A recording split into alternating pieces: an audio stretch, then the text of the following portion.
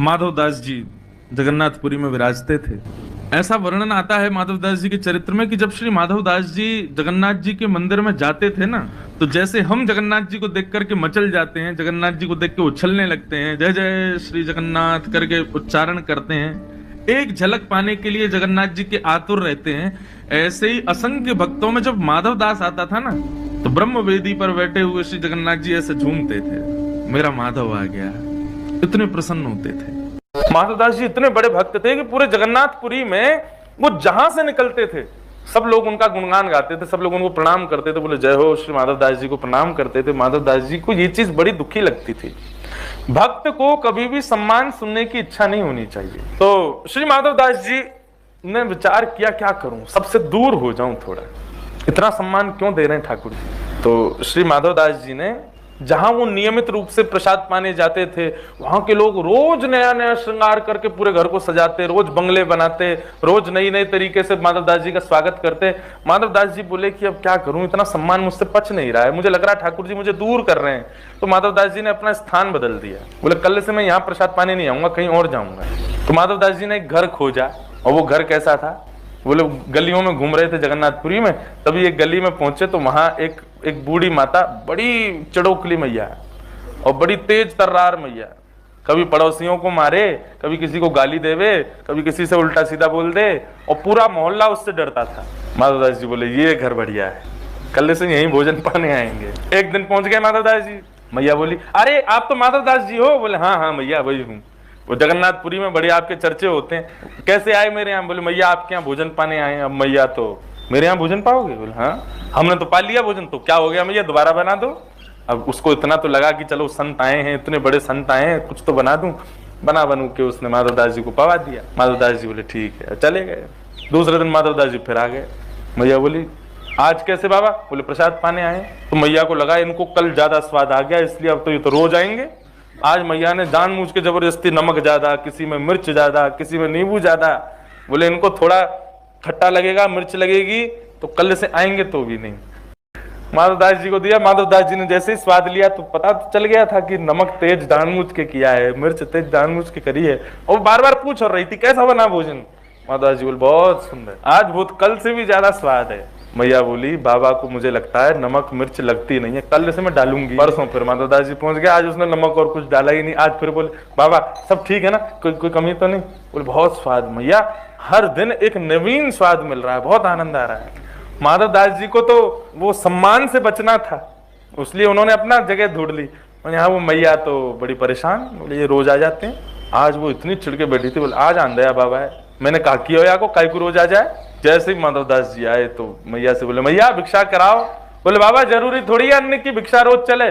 बोले नहीं कुछ भी चलती है भिक्षा तो उस समय वो मैया पोंछा लगा रही थी तो चिड़ में आई, बोले ले तो फिर ये ले भिक्षा। वो पोंछा ही उठा के माधवदास जी पे फेंक दिया। माधवदास जी बोले कि भिक्षा तो स्वीकार है, चाहे किसी भी रूप में मिले।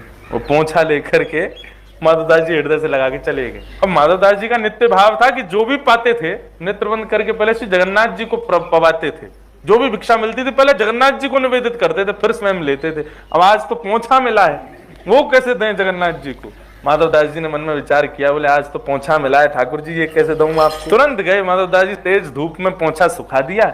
जैसे ही वो सूखा तो उसको उसके सारे रोए जो थे उनको निकाल दिया, सारे धागों को निकाल के हाथ से उसकी बत्ती बनाई, घी में डाल करके जगन्नाथ जी की आरती कर दी। जगन्नाथ जी के नेत्र सजल हो गए। माधवदास जी जब जगन्नाथपुरी गए तो 3 दिन तक महाप्रभु जगन्नाथ जी को उन्होंने दर्शन नहीं किया। जगन्नाथपुरी पहुंचते ही जगन्नाथ जी का श्री मंदिर देख करके रोने लगे और रोते रोते समुद्र किनारे बैठ गए और जाकर के अपने आप को कोसते हुए रुदन करने लगे। किसी ने पूछा माधवदास जी ने दर्शन क्यों नहीं किया? बोले माधवदास जी अपने मन में विचार कर रहे हैं, जगन्नाथ जी की शरण में पहले क्यों नहीं आया। इस उदासी से बैठे जगन्नाथ वहां समुद्र के तट पर जाके और अपने आप को दंड दे रहे हैं, ना कुछ पा रहे हैं, ना कुछ पी रहे हैं, ना कुछ पा रहे हैं, बस एक निष्ठ होकर रुदन करते जा रहे हैं। इस बात से परेशान होकर रोने लगे। अच्छा माधवदास जी ने कोई 3 दिन का नियम नहीं लिया था। माधवदास जी तो मृत्यु पर्यंत अनशन पर बैठ गए समुद्र के तट पर जाके कि मैंने अपना जीवन व्यर्थ कर दिया, ठाकुर जी की शरण में पहले नहीं आया। 3 दिन बाद महाप्रभु जगन्नाथ जी ब्रह्म वेदी पर बैठे हैं, महाप्रसाद सामने रखा है, लक्ष्मी मैया हाथ जोड़ करके खड़ी हैं, ठाकुर जी से कह रही हैं नाथ भोग आरोग। जगन्नाथ प्रभु कह रहे हैं देवी इच्छा नहीं हो रही। क्यों? आप तो जगन्नाथ हो, आप तो प्रसाद देखते ही महाराज हाथ लंबे कर लेते हो, दूर दूर से पाने लग जाते हो, और आज आपको इच्छा नहीं हो रही, क्या बात है? महाप्रभु जी कहते हैं एक मेरा भक्त सब छोड़ के आ गया, सब त्याग करके आया, त्याग करके मेरे शरण में आया है, लेकिन इस बात की ग्लानि में बैठा है कि इतने वर्ष मैंने क्यों संसार में विषय भोग भोगे। और वो भूखा प्यासा 3 दिन से पुरी में समुद्र के तट पर बैठा, मुझे उसकी याद आ रही है, मुझे भूख नहीं लग रही है, तुम कुछ करो, उसके पास प्रसाद भिजवाओ, वो पाएगा तब मैं प्रसन्न हूं। लक्ष्मी जी ने स्वर्ण के थाल में महाप्रसाद को, सन्मुख का थाल जिसमें महाप्रभु जगन्नाथ भोग लगाते हैं, वही थाल जगन्नाथ जी के अधरामृत से युक्त थाल एक बालक का रूप धारण करके माधवदास जी के पास ले जाया गया, और माधवदास जी के पास रख करके कहा, बोले कि आप ही माधवदास हैं? स्वर सुनकर के बोले हाँ जी मैं ही हूँ। बोले श्री ठाकुर जी ने आपके लिए प्रसाद भेजा है मंदिर से, पा लीजिए।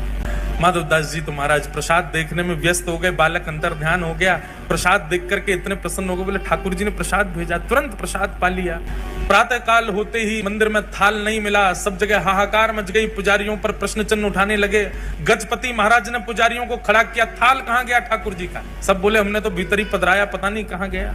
ठाकुर जी ने गजपति राजा को स्वप्न आदेश दिया, बोले चिंता नहीं करो, समुद्र के तट पर माधवदास नाम के भक्त हैं, उनके पास ही वो थाल में नहीं भिजवाया था, क्योंकि वो 3 दिन से अनशन पर बैठे थे। ये खबर सुनते ही सब पुजारियों सहित गजपति राजा गए और समुद्र तट पर देखा माधवदास जी बैठे प्रसन्न मुद्रा में, स्वर्ण का थाल रखा है, प्रसाद पा चुके। सबने जाके दंडवत किया और कहा महाराज आप दर्शन के लिए चल। समस्त पुजारी और गजपति राजा माधवदास जी को लेकर के मंदिर में जैसे ही गए, मंदिर में माधवदास जी के प्रवेश करते ही ब्रह्म वेदी पर बैठे श्री जगन्नाथ झूमने लगे, ऐसे आनंदित होने लगे माधवदास को देख के। ठाकुर जी झूमने लगे माधवदास को, और जैसे ही झूमने लगे सब पंडा पुजारी जय जयकार करने लगे, हरि हरि बोलो, हरि हरि बोलो। महाप्रभु प्रसन्न हो गए माधवदास को देख करके। माधवदास जी ने प्रथम दर्शन किया श्री जगन्नाथ जी का।